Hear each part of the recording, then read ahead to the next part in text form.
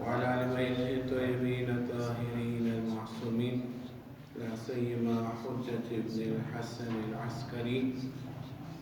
أما بعد، فقد قال رسول الله صلى الله عليه وآله: من مات ولم يعرف إمام زمانه مات ميتة جاهلية. درود بھیجے خدا اللهم صل على محمد. شب نیمہ شعبان، اس کی اپنی ایک فضیلت ہے، اور آج کی رات جو ہے خصوصاً شبہائے قدر کے بعد سب سے افضل رات ہے. تو آج کی رات جو ہے بجائے کہ انسان گناہ اور مردم آزاری کرے، آج کی رات عبادت کی رات ہے. ایک روایت آج میں نے پڑھا، اس میں یہ لکھا ہوا تھا کہ شب نیمہ شعبان کو رسول اکرم صلی اللہ علیہ وسلم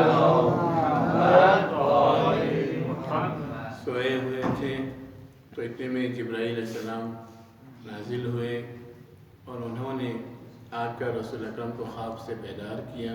رہتا ان کا خواب ہمارے خواب کی طرح نہیں ہے کہ ہم اس طرح جب سوتے ہیں تو ہمیں دنیا اور ما فیہا کا کوئی پتہ نہیں چلتا.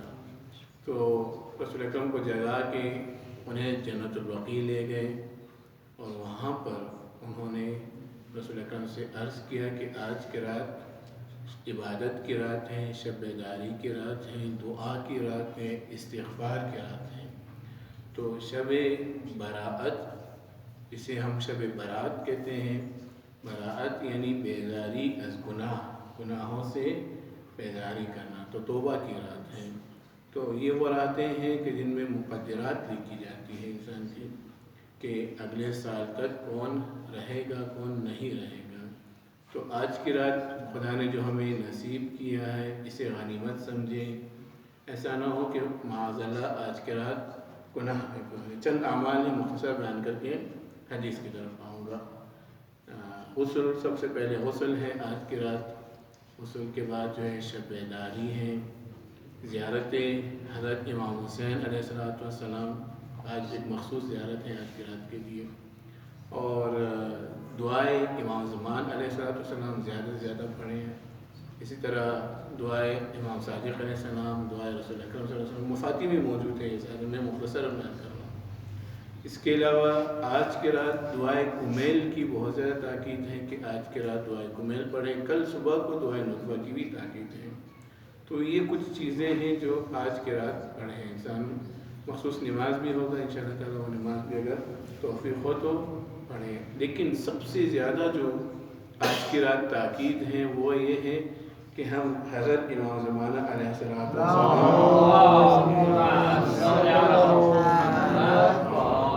کی معرفت حاصل کریں، امام کو پہچانیں، امام کی شناخت حاصل کریں. تو جتنا ہو سکتا ہے آج کی رات جو ہے اپنے آپ کو امام کے ساتھ جو ہے ہم اپنا رابطہ جو ہے مضبوط کریں. آج اور کل، یہ رات اور کل کا دن جو ہے یہ خصوصی طور پر امام زمانہ علیہ السلام سے منسوب ہے. تو اس رات کو ضائع نہ کریں. کل صبح کو بھی انشاءاللہ تعالیٰ جب جاگیں تو اس طرح سے جاگیں کہ محسوس کریں کہ ہم امام کے پیروکاروں میں سے ہیں. حدیث جو آپ کی خدمت میں بیان کیا مشہور و معروف حدیث ہے، اور بارہا آپ نے سنا ہے علماء سے کہ اس حدیث میں رسول اکرم صلی اللہ علیہ وسلم ارشاد فرما رہے ہیں کہ من مات ولم یعرف امام زمانہ، جو اس حالت میں مرے کہ اپنے وقت کے امام کو نہ پہچانے، مات میتۃ جاہلیہ، اس کی موت جاہلیت کی موت ہے. یعنی وہ موت جو ہے، موت اسلام کی موت نہیں ہے، موت جاہلیت ہے. جاہلیت سے مراد یہ ہے ایک مرتبہ کسی کو کسی چیز کا پتہ نہیں ہوتا ہے وہ جاہل ہے، نہیں. یہ موت اس موت کی طرف اشارہ ہے کہ جو صدر اسلام سے پہلے جس طرح سے لوگ مرے ہیں اس طرح سے اس کی موت ہے. یعنی کفر و شرک کی موت اسے نصیب ہوگی اگر آپ نے امام کو نہیں پہچانا۔ تو کوشش کریں کہ معرفت امام حاصل کریں۔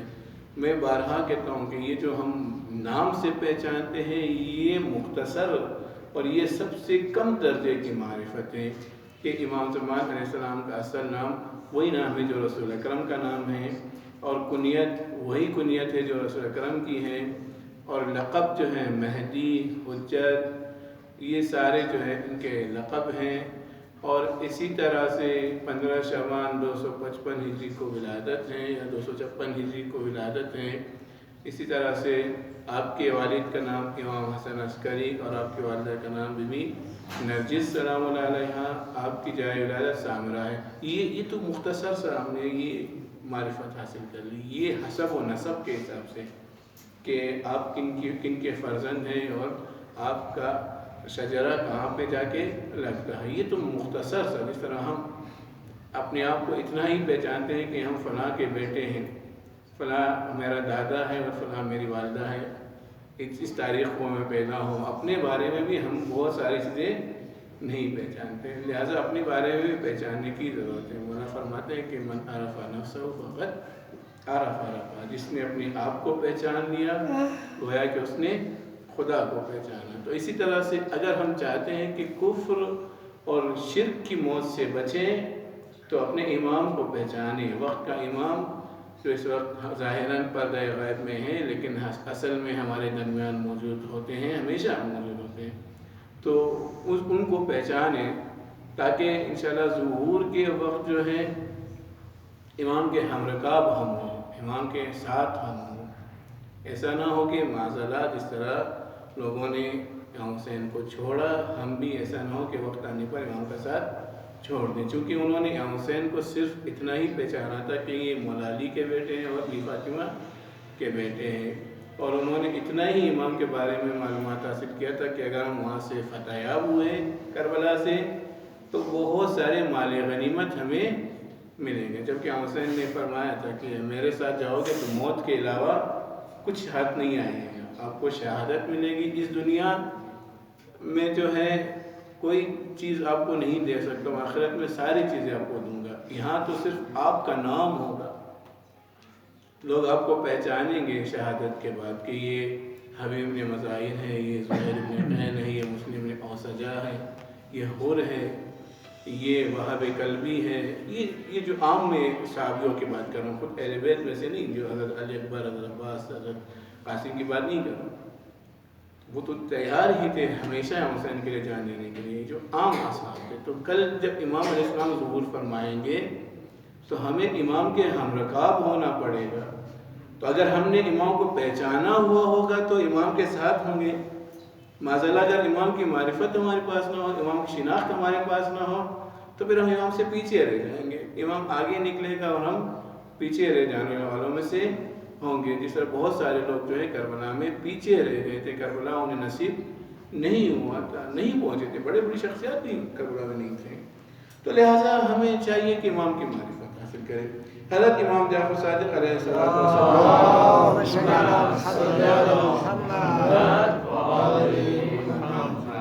سے روایت ہے کہ ایک دن پیغمبر اکرم صلی اللہ علیہ وآلہ وسلم بڑے مسکراتے ہوئے دکھائی دیے۔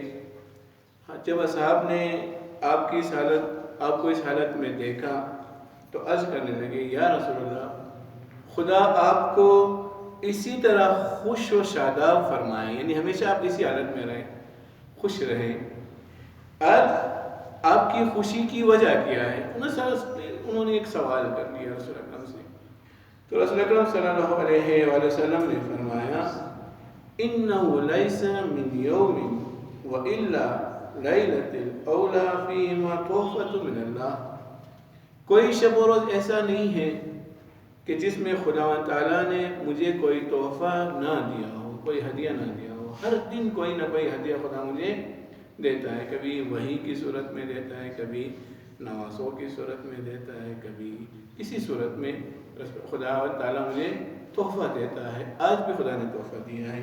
وَإِلَّا وَإِنَّ رَبِّي أَتَحْفَنِي يَوْمِ هَذَا، لیکن آج جو تحفہ میرے لیے آیا ہوا ہے لم یتحفنی بمثلھا فیما منع، اس سے قبل اس طرح کا تحفہ خدا نے مجھے نہیں دیا تھا۔ یعنی آج کا تحفہ اتنا عظیم ہے کہ جتنے بھی تحفے خدا نے اس سے پہلے مجھے عطا فرمائے ہیں وہ اس تحفے کے سامنے کچھ نہیں ہے، مقابلہ ہی نہیں ہے ان کا۔ اتنا عظیم تحفہ آج خدا نے مجھے دیا ہے۔ ایک مرتبہ انسان کو چھوٹی سے چھوٹی چیز مل جاتی ہے تو خوشی کم ہوتی ہے، جب بڑی سے بڑی چیز انسان کو مل جاتی ہے تو خوشی زیادہ ہوتی ہے۔ یہ تو صاف ظاہر ہے نا۔ ایک مرتبہ آپ صرف پاس ہوتے ہو اسکول میں ایک عام سی مثال، ایک مرتبہ صرف پاس ہوتا ہے ایسا، ایک مرتبہ انسان پاس ہونے کے بعد جو ہے کسی بڑے عہدے پہ فائز ہوتا ہے۔ اب پاس ہونے کی خوشی تو کم ہے، لیکن جہاں آپ کو جاب مل جاتا ہے، بڑے عہدے پہ آ جاتے ہیں، وہاں سے آپ کی خوشی مزید زیادہ ہوتی ہے۔ اسی طرح ایک باپ ہے، بچے پہ اپنی اولاد پہ محنت کرتا ہے یہاں تک کہ وہ اولاد جو ہے کامیاب شخص بن جاتا ہے۔ وہ جو عام سی محنت ہے بچوں اولاد پہ جو اس نے باپ نے کیا ہے وہ کم خوشی ہے اس کی۔ جب وہ بڑے سے بڑا مقام حاصل کرتا ہے تو باپ کو انتہائی خوشی ہوتی ہے۔ استاد کی بھی یہی حالت ہے، جب استاد پڑھاتا ہے تو پڑھاتے ہوئے سختی بھی کرتا ہے، وہ اپنے لیے تو سختی نہیں کرتا ہے، لڑکے کے لیے سختی کرتا ہے، طالب علم کے لیے سختی کرتا ہے۔ کل کو اگر وہ کچھ بن گیا تو استاد کو کچھ نہیں دے گا، یہ تو روز روشن کی طرح ہے۔ لیکن وہی طالب علم جب بڑا ہو کر، جب آگے بڑھ کر کسی بلند مقام پہ پہنچ جاتا ہے، سب سے زیادہ خوشی استاد کو ہوتی ہے اگر وہ صحیح استاد ہے۔ تو یہاں پر بھی رسول اکرم فرماتے ہیں کہ جتنے بھی تحفے خدا نے مجھے دیے روز و شب میں، اس سے بڑھ کے تحفہ کوئی نہیں ہے۔ ان جبرائیل اتانی فخرنی من ربی السلام، آج کی رات یا آج کا دن جبرائیل علیہ السلام میرے اوپر نازل ہوئے، وہی لے کر آتے تھے، تو خدا کی طرف سے انہوں نے کیا کیا، سلام بھیجا مجھ پہ۔ جس طرح دعائے حدیث کے میں ہم پڑھتے ہیں کہ اللہ کی طرف سے وہی نازل ہوئی، ٹھیک ہے، فرشتہ جبرائیل علیہ السلام کا کام ہی یہی ہے، معمولیت اسی لیے ہم کی ہے کہ وہی لے کے اترے۔ فقال یا محمد صلی اللہ علیہ وسلم،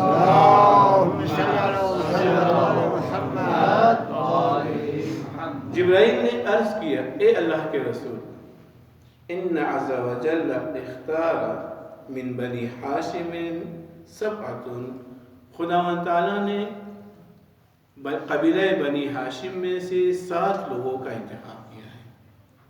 یہ 7 لوگ جو خدا کے ہاں بہت مقرب ہیں، بہت عظیم ہیں، بہت محترم ہیں خدا کے ہاں۔ تو یہ 7 لوگ لم یخلق مثلہم فی من معنا، کہ ان سے پہلے ولا یخلق مثلہم فیما بقیہ، کہ ان 7 سے پہلے اور ان کے بعد بھی خدا نے کوئی اس طرح سے شخصیت نہیں بنائی ہے۔ یہ 7 سب سے عظیم ہے خدا، مطلب یہ عجیب تحفہ ہے نا۔ 7 لوگوں کے بارے میں رسول اکرم کو خود جبرائیل خوشخبری دے رہے ہیں، اور یہ پیغام کس کا ہے؟ خدا تعالیٰ کا، پھر جبرائیل کے ذریعے۔ انت یا رسول اللہ سید النبیین، اے اللہ کے رسول آپ نبیوں کے سردار ہیں۔ پہلا تحفہ، جتنے بھی انبیاء آئے ہوئے ہیں آپ ان سب کے سردار ہیں۔ میں نے شاید سے پہلے بھی یہاں عرض کیا ہے کہ بعض نبیوں کی جو نبوت تھی وہ محدود تھی۔ بعض نبی جو ہے صرف اپنے خاندان کے لیے نبی تھے، بعض اپنے محلے کے لیے تھے، بعض اپنے مطلب شہر کے لیے، گاؤں کے لیے، بعض جو ہے اپنے ملک کے لیے۔ کوئی بھی ایسا نبی اس دور میں نہیں تھا کہ جس کی نبوت پوری کائنات کے اوپر ہو، لہذا ان کو بتایا گیا تھا کہ آپ کی نبوت اتنی ہے، اتنی ہے، اتنی ہے۔ لیکن جب آخری نبی حضرت محمد مصطفیٰ صلی اللہ علیہ وسلم نبی بنائے گئے تو ان کے لیے خصوصی طور پر خدا نے یہ کہا کہ وما ارسلناک الا رحمۃ للعالمین، آپ عالمین کے لیے رحمت ہو، پورے جتنے بھی دنیا ہے، جتنی بھی کائنات ہے، سب کے لیے، اے ذرہ ذرہ پہ آپ رحمت ہو۔ پہاڑ ہو، زمین ہو، آسمان ہو، دریا ہو، سمندر ہو، چرند ہو، پرند ہو، انسان ہو، وحشی جانور ہو، عام سے جانور ہو، حتیٰ کہ نباتات بھی ہوں اور جمادات بھی ہوں، سب کے لیے آپ جو ہے رحمت ہے. کوئی بھی چیز آپ کی رحمت سے خالی نہیں ہے. تو لہٰذا یہاں پر تمام انبیاء 1,01,24,000 انبیاء میں سے سب سے زیادہ افضل رسول اکرم ہے اور ان سب کے سردار ہیں. پھر وسیع کا سید الوسیعین، اور آپ کا جانشین حضرت علی علیہ السلام تمام جانشینوں کے، تمام وسیعوں کے سردار ہیں. مطلب یہ ہے کہ آپ کے بعد جو ہے جو مقام ہے مولا علی علیہ السلام کا، کوئی اور کسی اور کا وہ مقام، یہ روز روشن کی طرح ہے. میں نے کہا نا کہ نبوت رسول اکرم کائنات کے ذرے ذرے پہ، اور اسی طرح ولایت علی جو ہے وہ بھی کائنات کے ذرے ذرے پہ، کوئی بھی انکار نہیں کر سکتا. تیسرا تحفہ والحسن والحسین سبتا کا سید الاسباط، اور آپ کے 2 فرزند حسن اور حسین جو ہیں جوانوں کے سردار ہیں. روز قیامت سب جوان آئیں گے نا، سب جوان کی صورت میں آئیں گے، تو وہاں پر بوڑھا کوئی نہیں ہوگا کہ کہا جائے کہ یہ فلانا جو ہے یہ نہیں. سب جوانوں کے سردار کون ہوں گے؟ امام حسن اور حسین. اگر یہاں پر کسی نے ان کے مقام کا انکار کر دیا تو وہاں پر نہیں کر سکے گا انکار، کیونکہ وہاں جنت میں وہی جا سکتے ہیں جو ان کی ولایت کے ماننے والے ہیں. وحمزۃ عمی کا سید الشہداء، اور آپ کا چچا حمزہ سید الشہداء ہے، یعنی شہداء کے سردار ہیں. دیکھیں 2 سید الشہداء گزرے ہیں، ایک حضرت حمزہ علیہ السلام، دوسرے حضرت حسین علیہ السلام.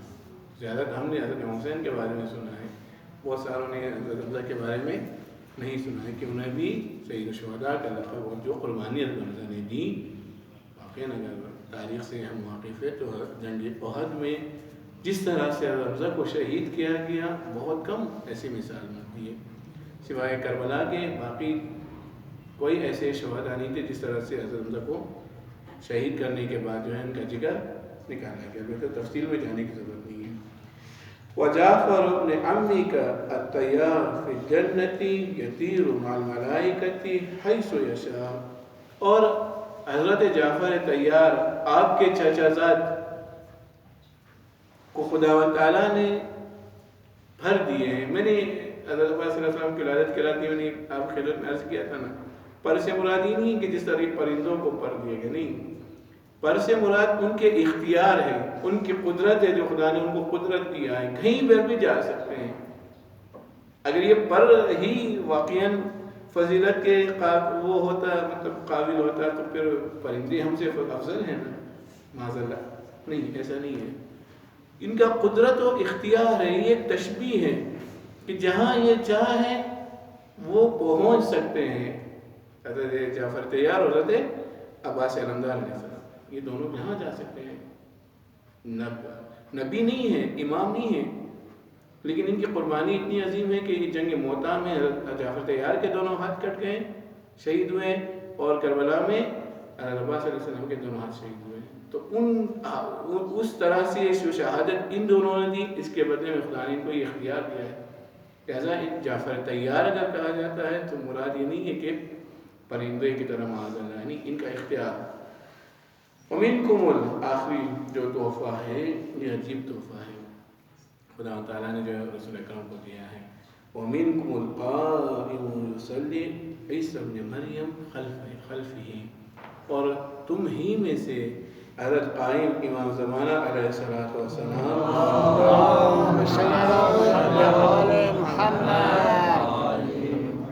کہ یصلی پیچھے ان کے پیچھے نماز ادا کریں گے، ان کی اقتداء میں نماز ادا کریں گے حضرت عیسیٰ ابن مریم.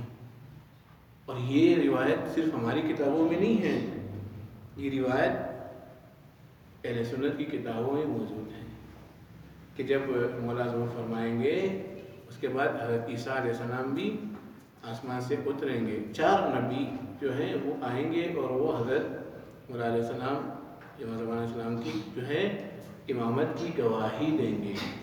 حضرت ادریس علیہ السلام، حضرت خضر علیہ السلام، حضرت الیاس علیہ السلام اور حضرت عیسیٰ علیہ السلام، یہ 4 انبیاء زندہ ہیں اور یہ آئیں گے.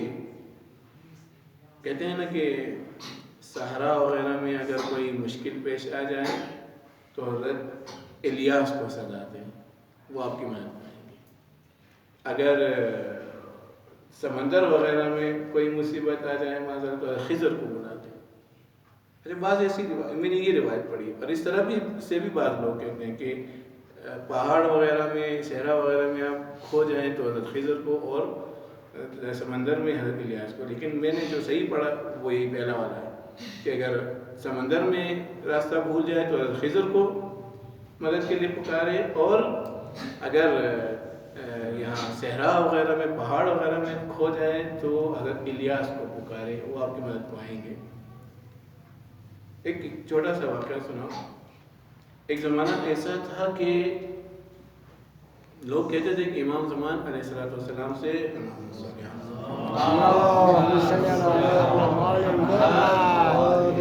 ملاقات بہت سخت ہے.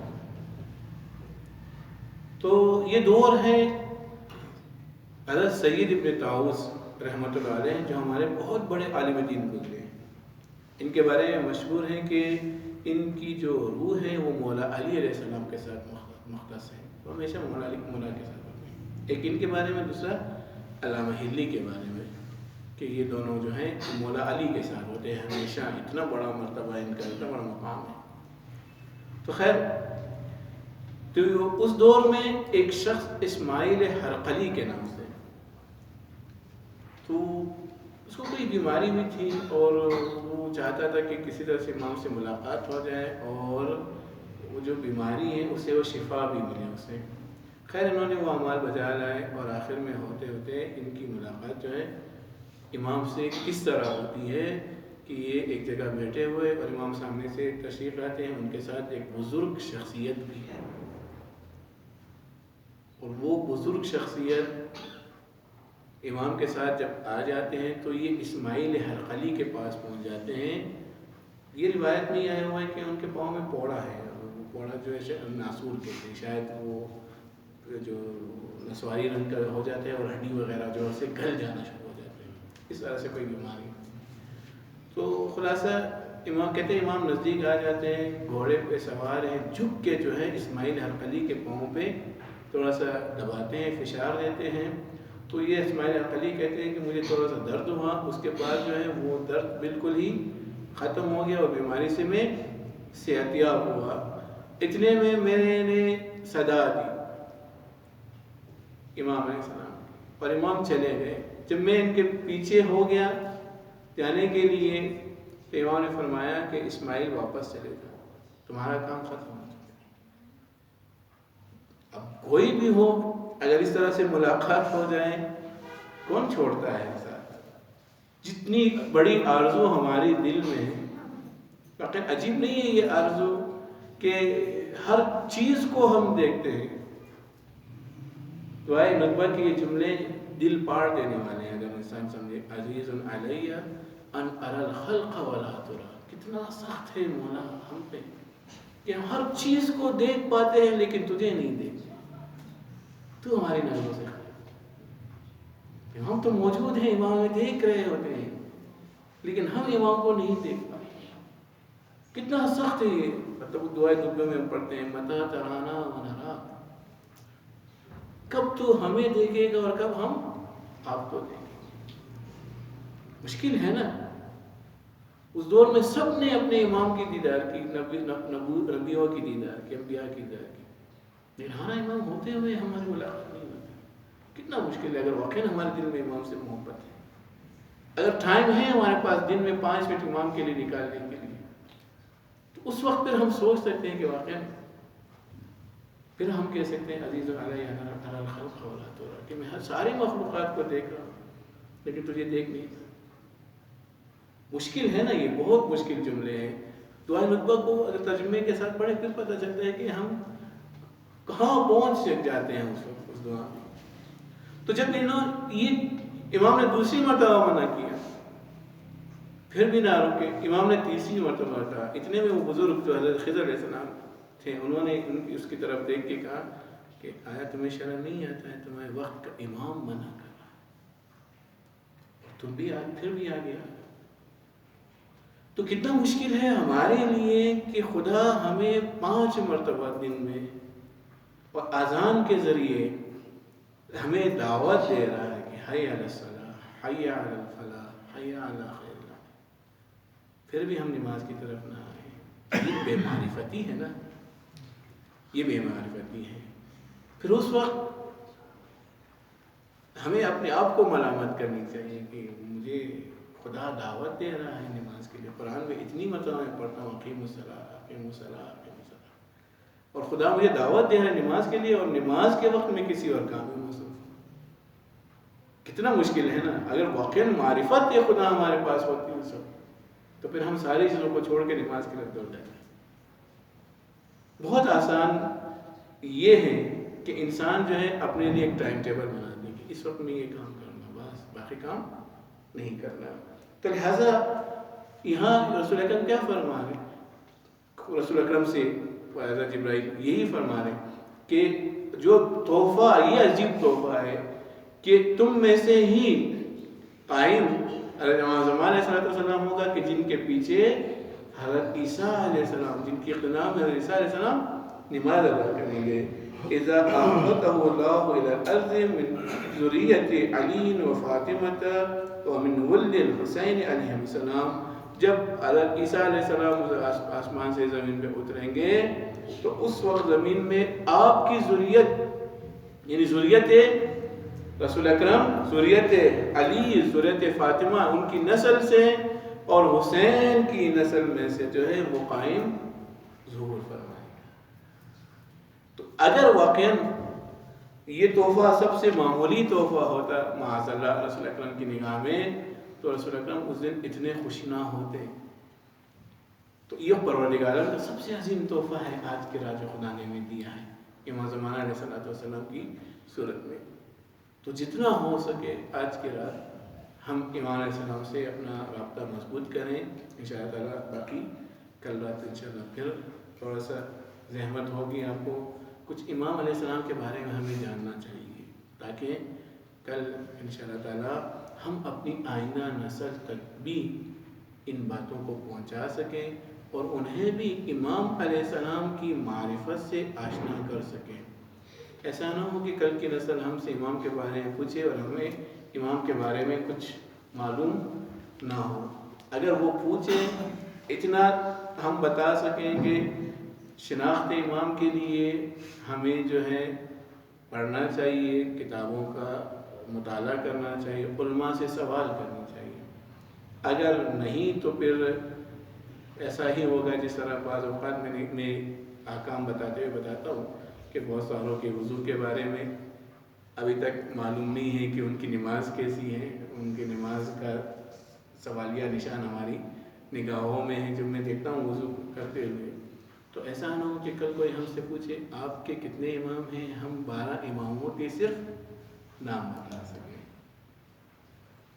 تو انشاءاللہ تعالیٰ معرفت میں آگے بڑھیں، انشاءاللہ خدا کریں کہ پروردگار عالم ہمیں امام زمانہ علیہ السلام کے حقیقی سپاہیوں میں سے شمار فرمائے۔